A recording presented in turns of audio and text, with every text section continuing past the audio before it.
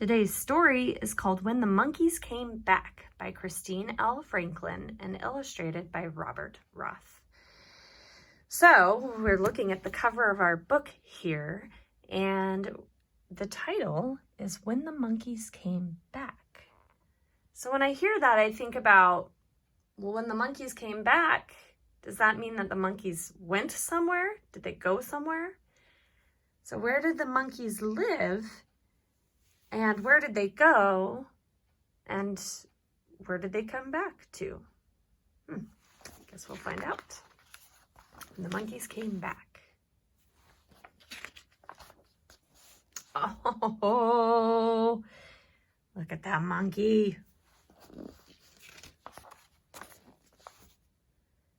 Frog hops. Boop, boop, boop. I like this page because of the shadow underneath the frog. When Doña Marta was a very little girl, the valley was a peaceful place. Children giggled as they chased each other between rows of tall corn. Fathers whistled as they dug in the gardens. Mothers hummed softly as they wrapped black beans and cornmeal into banana leaves to cook. There was one old road in the valley, but it was an ox cart road, an open place for meeting friends or cousins, a nice place for walking, a sunny place for catching lizards. There weren't any cars at all.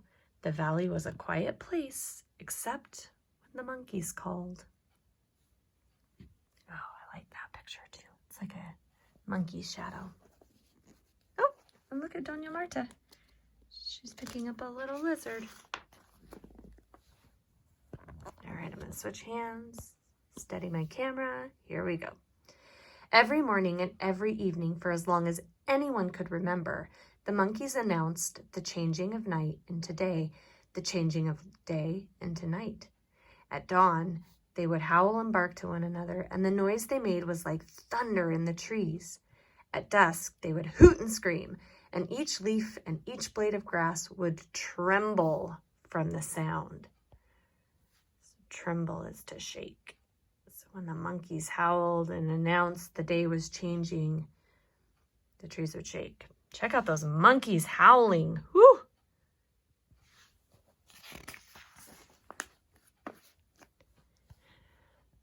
One day, a car chugged and sputtered up the old road. After that, more cars came, not many at first, for the road was an ox road, not a car road.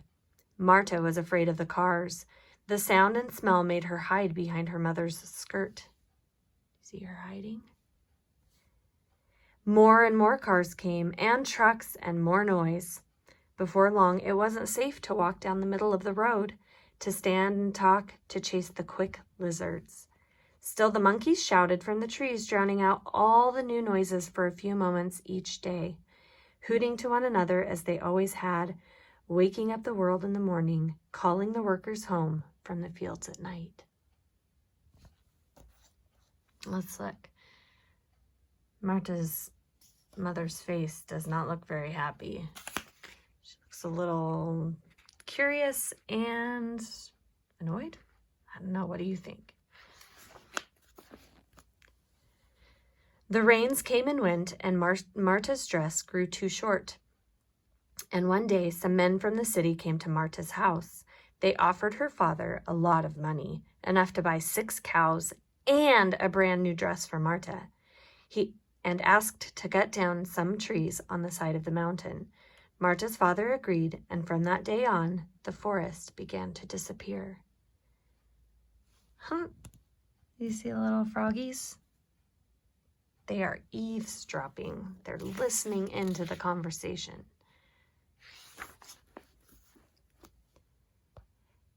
At first, it was just a few trees. The lumbermen cut down only the biggest trees, the ones with the hanging vines. The monkeys didn't seem to mind. They howled and barked and scolded just as before. But 5 years later, when there were only 24 trees left in the forest, the monkeys went away.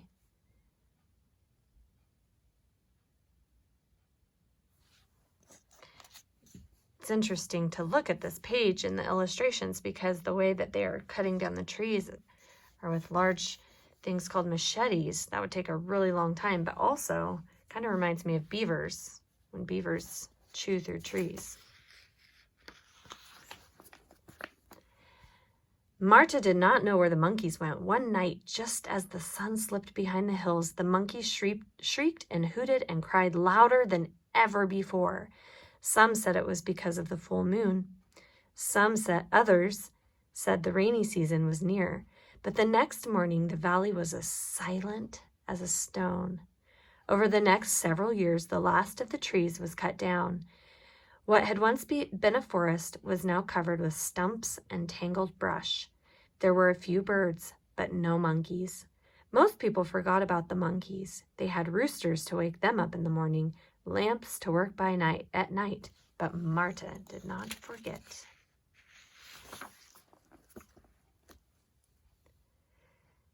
When she was 15 years old, Marta married Emilio.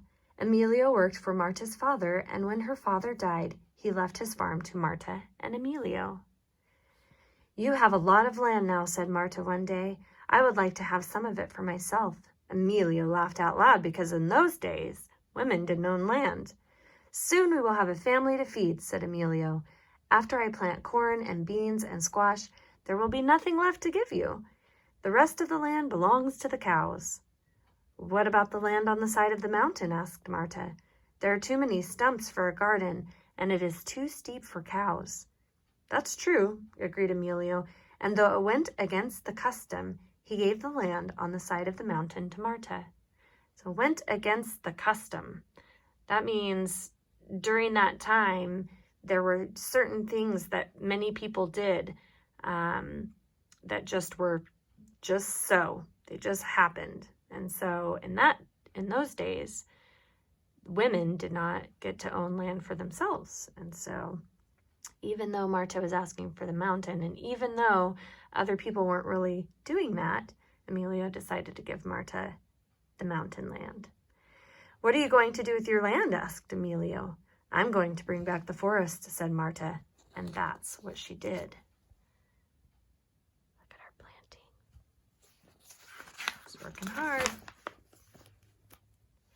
Marta planted trees from the foot of the mountain to as far up as she could climb. When the sun baked the ground in the dry season, she hauled buckets of water to the trees. When the hard rains washed the little trees from the soil, she gently replanted them.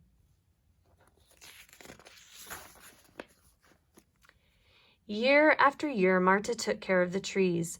In the next 15 years, she gave birth to 11 children. Marta had 11 babies. Each child learned to plant and tend trees. Year after year, Marta's children grew tall, and so did the trees. "Coffee grows well on a mountain," Emilio would tease. "Maybe you could plant coffee on your land." But Marta did not listen. She didn't change her mind, and the forest came back. There's lots of birds in that forest. Look at all the birds in the trees.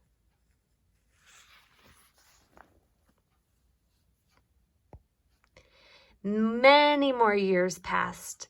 The trees grew higher and higher. Marta's children grew up and had children of their own. Emilio died and left the farm to Marta and her sons. One day, old Doña Marta took a walk down the road in the warm sunshine. The children greeted her as she passed. "Good morning, tree lady," they said. "Good morning," answered Doña Marta with a wink and an old smile. She leaned on her stick and stared across the valley.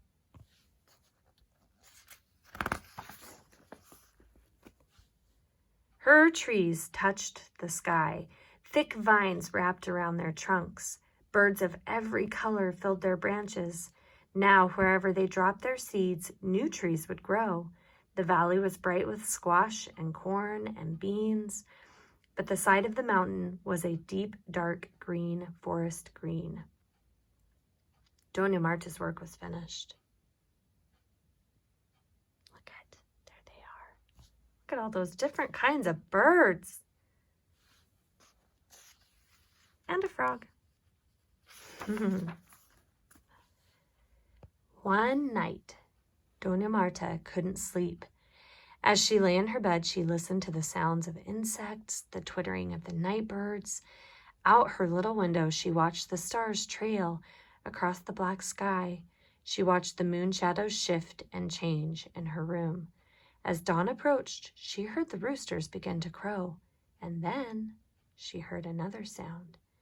At first, it sounded like the barking of dogs, but soon the barking turned into howling, and the howling turned into shrieks, and the shrieks into shouts, and every leaf and every blade of grass trembled with the sound. Doña Marta hobbled to the window and leaned out. The dark air thundered with the sound of monkeys hooting, howling, screaming from the treetops, waking up the whole world once again. Doña Marta closed her eyes, smiled a wrinkled smile, and listened to the music she had missed for 56 long years.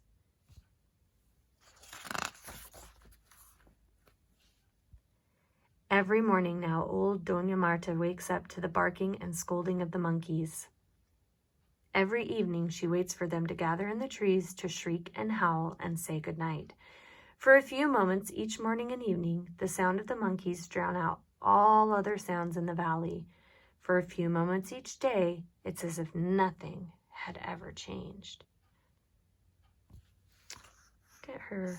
Marta's crying. Do you think those are happy tears or sad tears? Or scared tears? Look at that monkey. He is, or she, howling. Oh. There we go. When the monkeys came back. So let's think about the question I asked in the beginning. The monkeys left. Where did they go? Where did the monkeys go? I'll give you some thinking time. So those monkeys went away while the trees were gone because they didn't have anywhere to live for that time. And when Doña Marta planted the forest, the monkeys came back. It took a long time, but it happened. And Doña Marta worked really hard. All right, friends, that's your story of the day.